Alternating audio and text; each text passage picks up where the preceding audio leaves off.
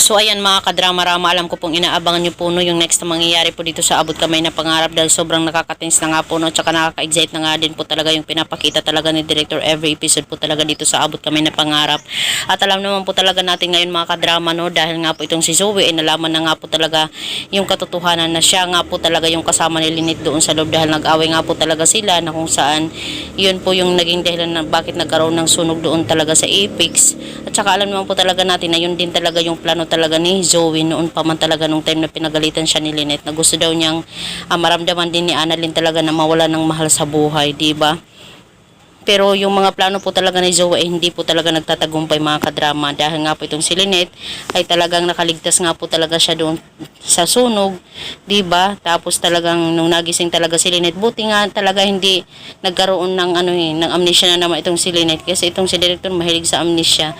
Buti na nga lang talaga direkta na talaga na nalaman talaga nila RJ at saka nila Annalyn yung katotohanan talaga about nangyari talaga kay Lynette. At itong si Lynette, nung time na nagising talaga siya ay sinabi niya talaga yung katotohanan na si Zoe talaga yung naging dahilan ng kanilang pag-aaway at bakit talaga na wala ng mala itong si Lynette at saka nagkus pa talaga nga po yun ng sunog doon sa loob. Buti na nga lang talaga hindi napuruhan itong si Lynette at nakaligtas po talaga siya.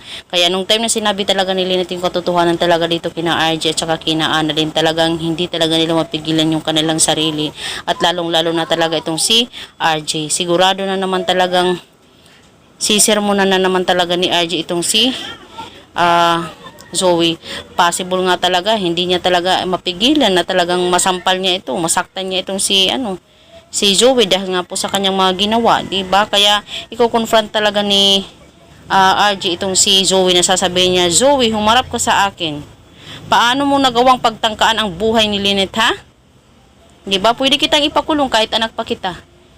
'Di ba? Yung mga ganun bang sitwasyon ba, yung mga ganung linyahan na sasabihin talaga ni RJ. Sumusobra ka na. 'Di ba? Parang si Moira ka na. Yung mga galawan no, parang si Moira na. Hindi na maganda. Buhay yung pinag-uusapan dito, Zoe. 'Di ba?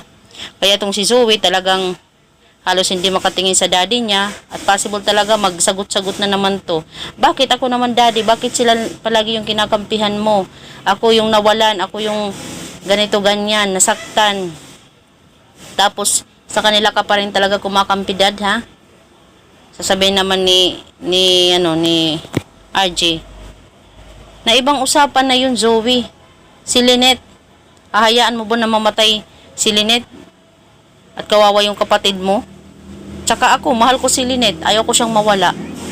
Yung mga ganito ba, linyahan. Ay, nako talaga si Zoe. Sana nga po talaga magbago na itong si Zoe. Tsaka bigyan talaga ng lesson ni RJ itong si Zoe para malaman niya talaga kung ano yung ginagawa niya, di ba? Yung mga ganun ba? So mga kadrama, yun lang po. Panoorin na lang po natin next na mangyayari po dito sa Abot Kamay na Pangarap. Bye! Abangan! Don't forget to please like, share, and subscribe my channel.